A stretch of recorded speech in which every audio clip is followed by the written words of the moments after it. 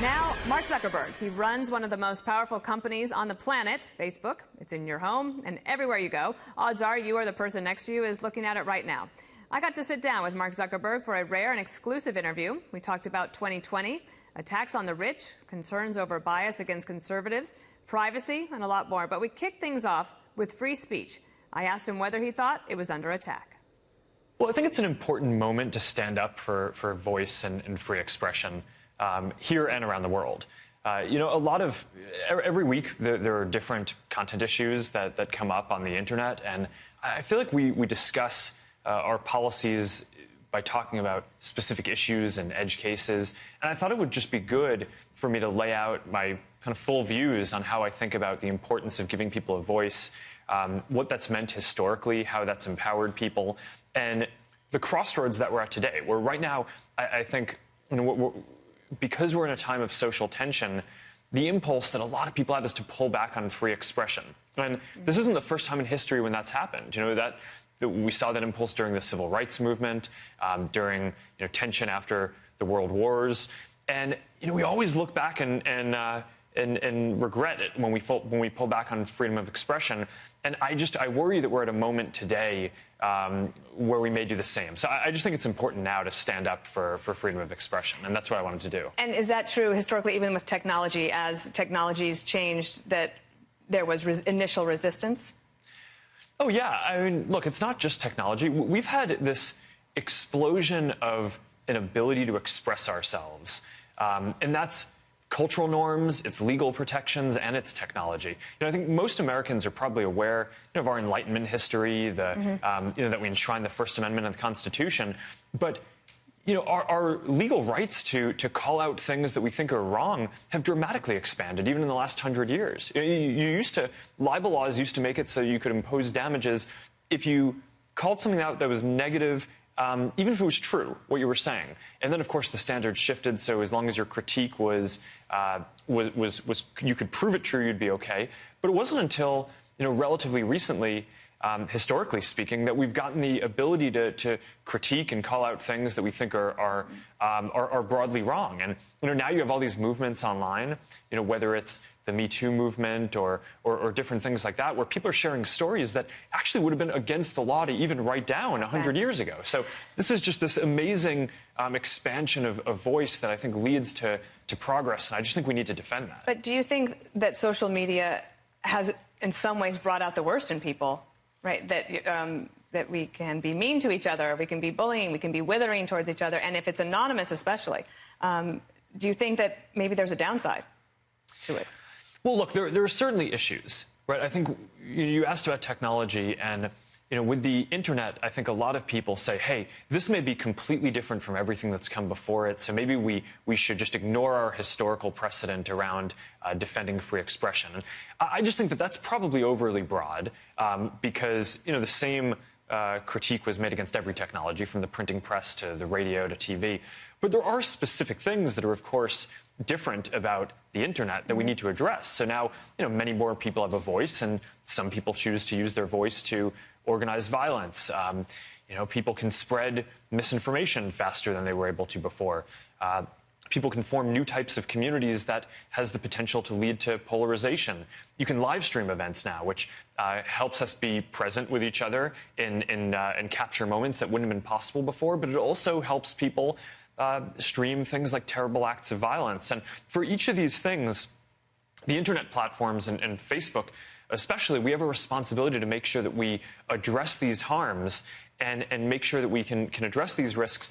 But I feel like we can do that in a way that still protects freedom of expression. And I think it's our responsibility to make sure that we address the issues, but also to push back on broadening the definition of what people consider dangerous online beyond what is absolutely necessary. It's interesting that it's coming this week. The Democrats had one of their debates this week in which there was a long exchange between Senator Kamala Harris of California and Elizabeth Warren. Kamala Harris said that she thinks that Twitter should shut down President Trump's account. Do you think that's a ridiculous idea? I mean, it's hard for me to weigh in on Twitter's policies, but in general, no. I mean, look, my belief is that in a democracy, I don't think that we want private companies censoring politicians in the news. I generally believe that as a principle, people should decide what is credible and what they want to believe and who they want to vote for. I don't think that that should be something that we want tech companies or any kind of other company doing. So that's something that I feel very strongly about.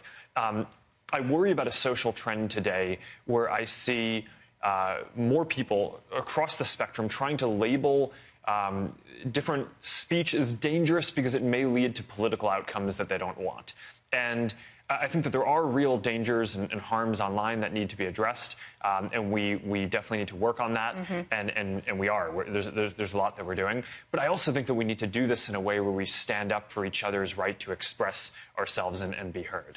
Senator Elizabeth Warren, you had a back and forth with her on Twitter last week, and she's very frustrated with your new policy about not being willing to police truth in advertisements, political advertisements, and basically asking how could Facebook in good conscience take money for ads and allow them to be posted if they know that the information that a politician is putting forward is false?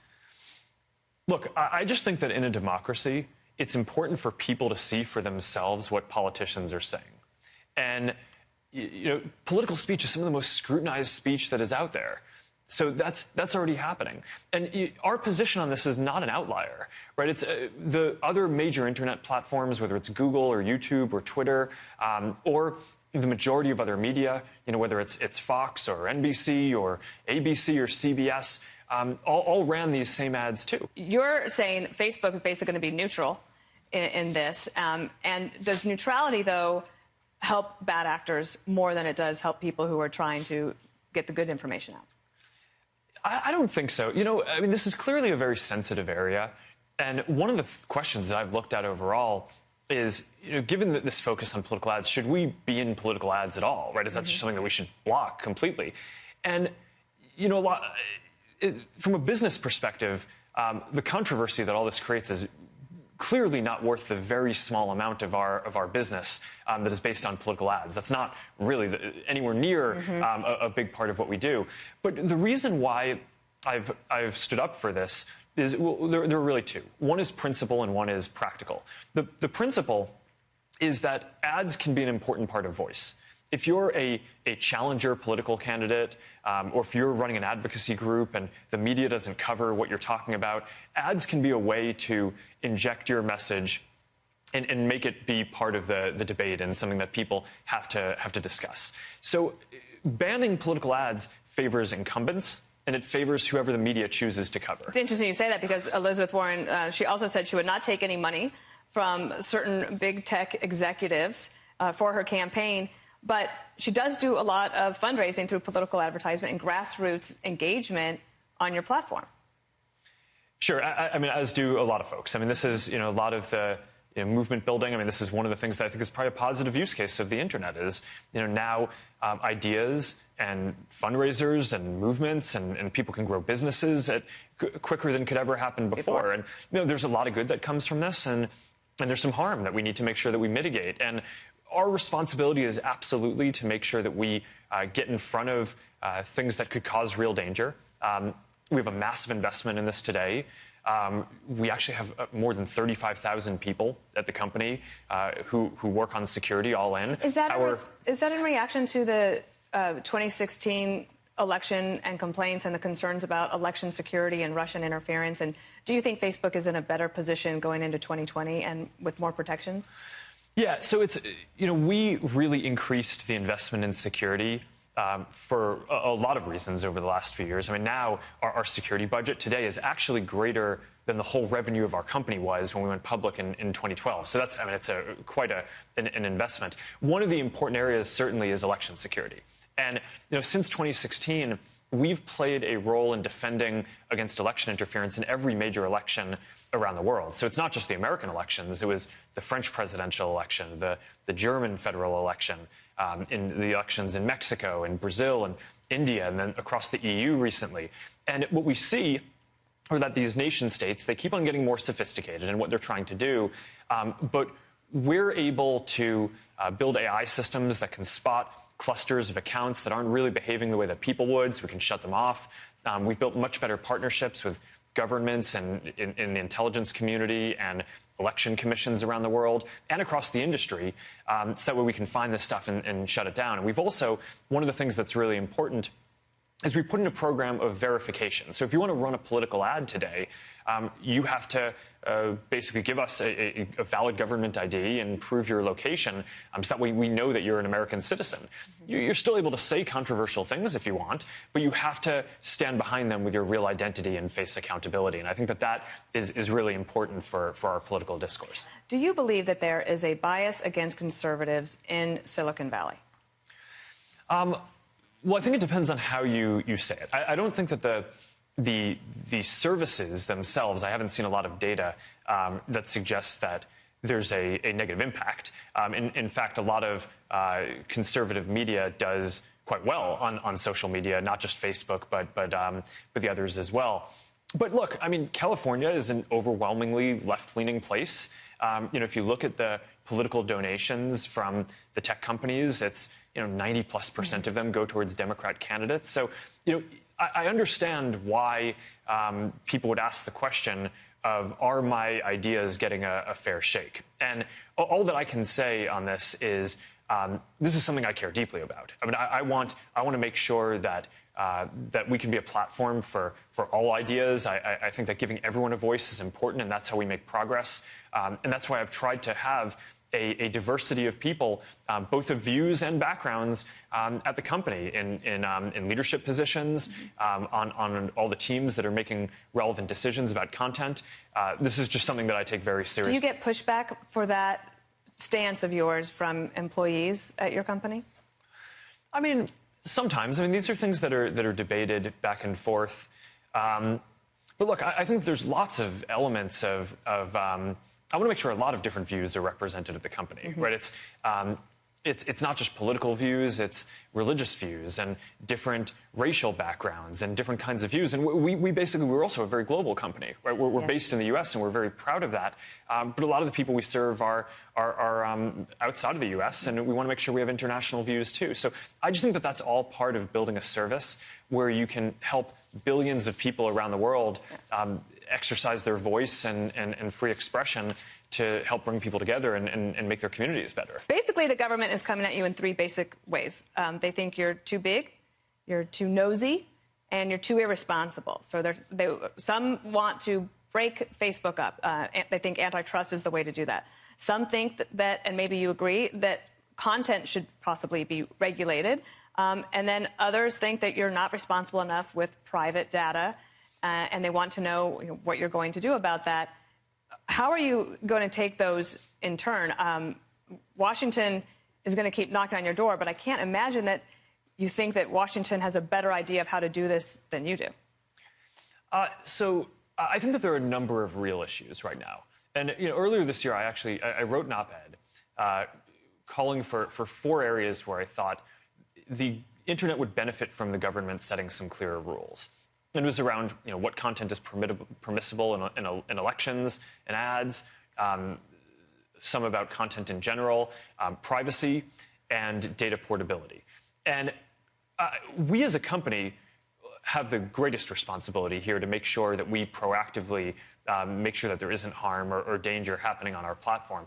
But at the end of the day, I don't think that people want any given private company to be making so many important decisions about speech or elections or the democratic process. Running the company, I certainly think that even we make too many important decisions about speech. So the question is, what's the answer? And I think in some of these cases, having some more democratic processes, some clearer rules for the internet, or some new institutions, which we're trying to create with this independent oversight board that we're standing up ourselves, so people in our community can appeal content decisions that we make, and it'll make kind of the final binding decisions on what stays up and what comes down. If a conservative or a liberal has a concern, they take it. Or anyone from any different take. But you don't think the company should be broken up? No, look, I don't think that that's the right answer. I think that there are real issues. There are issues around protecting elections and what political discourse should be allowed. There's issues around what content should be allowed. There are privacy questions, and there's also questions around people should also be able to take their data to other apps for to facilitate innovation and competition and academic research. So that way we can advance society that way. But I basically think each of those problems requires work on our part, but also clearer rules that I think have to come from either the government or some kind of independent self-regulatory situation. But right now, what I think is happening is I think people aren't seeing enough progress on some of that regulation, right? I think that we've made a lot of progress in terms of protecting the integrity of elections. Certainly a lot of the challenges that were there a few years ago. I think you can look at the results of elections around the world and see that our systems are now a lot better, and we can be a lot more confident. Do you regret that it wasn't ready before? Well, we certainly were too slow to being able to identifying the kind of misinformation operations that Russia was running in 2016. Bernie Sanders has long been saying that he doesn't think billionaires should even exist. And you have said that, maybe I don't even need this much money. But do you believe you earned your money fair and square? So look, here's what I said and what I believe is I don't think that in some cosmic sense that anyone deserves to have billions of dollars. Where there are a lot of people who do really good things and help a lot of other people, and you get well compensated for that. But at some level, that's really a lot of wealth. Now, it's not necessarily that I agree with some of the policy prescriptions that some of these folks are putting forward. Some people think that the issue or the way to deal with this accumulation of wealth is let's just have the government take it all, and now the government can basically decide all of the medical research that gets done or all of the I personally believe I spend a bunch of time at our philanthropic initiative, the Chan Zuckerberg initiative that I run with my wife, and basically I think it's good that there are different philanthropies and different organizations that can put competing ideas out about how to do research or science in different places. And maybe what we're doing is going to be good, maybe it's not, but I fundamentally believe in that competition and that you want different ideas out there. I asked him about privacy and whether people can feel safe about their information online. Not only that, I wanted to find out what's the biggest problem that he's trying to solve right now. Here's what he said. Right now, it's the balance that I'm trying to get right is while we're working through some of these big social issues around speech and content and privacy and data portability, I want to make sure that we continue to defend people's ability to have a voice and stand up for free expression. It is absolutely, we are at a crossroads now, not only in our country and in our culture, where a lot of people have an impulse to pull back on that, but around the world. And we're seeing this with, increasingly, some of the technology platforms that are coming out of China and the censorship that's happening there.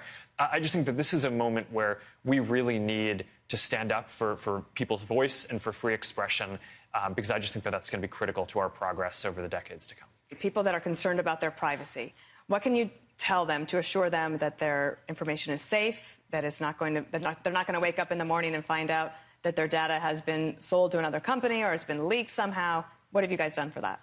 Sure. So just to be clear, we don't sell data, and we have a longstanding and generally very strong security program to defend against hacking. We also recently entered into an agreement with the FTC to basically build a much more rigorous privacy program at the company, which you can kind of think about this as where we're doing the same internal controls and audits around people's personal data as we do as a public company around all the financial data and information that we have. So it's a very rigorous program. It's going to take a lot of our resources. We're going to have more than 1,000 people working on this. And we just think that this is important to make sure that everyone can have absolute confidence when using our services, that we have really strong systems in place to make sure that data. So it's priority number one. Yeah, and that's especially right now, that's probably the top priority, and the most critical thing that we're working on is implementing this this program that's just at a whole new standard for the industry. And I think that that's important. I mean, look, we historically, I understand that people have a lot of concerns about this, and in the past we've made mistakes, and we need to make sure that we can earn people's trust, and we'll do that by operating at a level of rigor and having a privacy program that sets a new standard for the industry over time. He also opened up about being a dad and dealing with technology. I asked the father of two whether he cuts down on his kids' screen time and also whether social media might be making some people feel a little left out. I obviously care about this for my own two girls, but I also care about getting this right for everyone who uses Facebook in our community. And the research is pretty clear. What it says is that all internet use is not the same, or all screen use is not the same. If you're using it to interact with people, then that is associated with all of the positive aspects of well-being that you'd expect. You feel more connected, less alone, happier, and over time healthier too. But if you're just using it to passively consume content, if you're just going from video to video, then that isn't associated with the same positive benefits. So what does that mean for my own use with the kids? Well, Facebook makes this product Portal, which is it's this great video chat product, and I let my kids use that to communicate with my parents, so they can stay in touch with their grandparents easily, their aunts who live across the country, and I think that's great. If our daughters want to use this to video chat with their cousins or their grandparents, I think that that's wonderful, and I think all the research would generally support that. But I don't generally just want my kids to be sitting in front of a TV or a computer for a long period of time. I mean, they're also very young. I think I'll have more challenges on this when they get older, but.